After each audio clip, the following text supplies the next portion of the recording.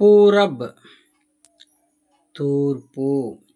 పూరబ్ అన్న పూర్వ అన్న తూర్పు అనే అర్థం వస్తుంది. పూరబ్ లేదా పూర్వ అని అనొచ్చు అనమాట. తూర్పు దిక్కుని మనం పూరబ్ లేదా పూర్వ అని అనొచ్చు. నెక్స్ట్ పశ్చిమ్.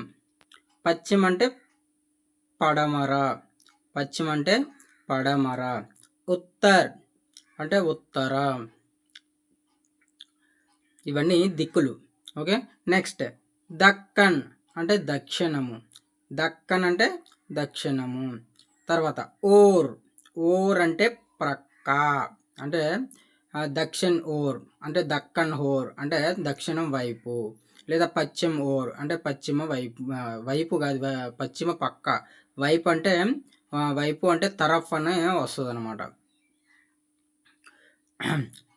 ఓర్ అంటే పక్క, తరఫ్ అంటే వైపు.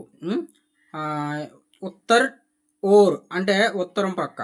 అదే ఉత్తర్ తరఫ్ అంటే ఉత్తరం వైపు అని అర్థం వస్తుంది. నెక్స్ట్ బీతర్.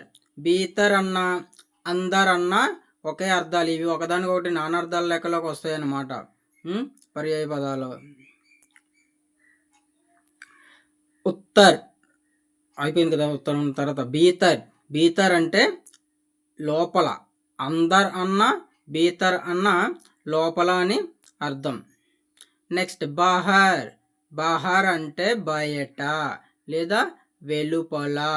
ఇది బీతర్ లేదా అందర్, దీనికి వ్యతిరేక పదమే ఎటైతుంది బహర్. నీచే. నీచే అంటే క్రింద.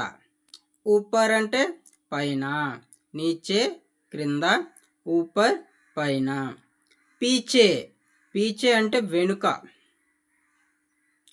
పీచే తరఫ్ అంటే వెనక వైపు. పీచే తరఫ్ వెనక వైపు. తర్వాత సామ్నే. సామ్నే అంటే ఎదుట. సామ్నే అంటే ఎదుట లేదా ఎదురుగా. సామ్నే ఎదురుగా లేదా ఎదుట.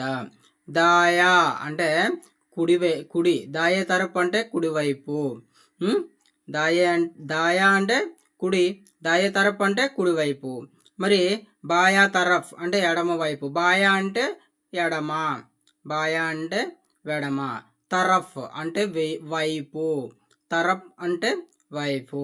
ఓకే అండి, ఈ వీడియోలో వీడియో నచ్చినట్లయితే లైక్ చేయండి. అదేవిధంగా మీ ఫ్రెండ్స్ అండ్ ఫ్యామిలీతో షేర్ చేయండి.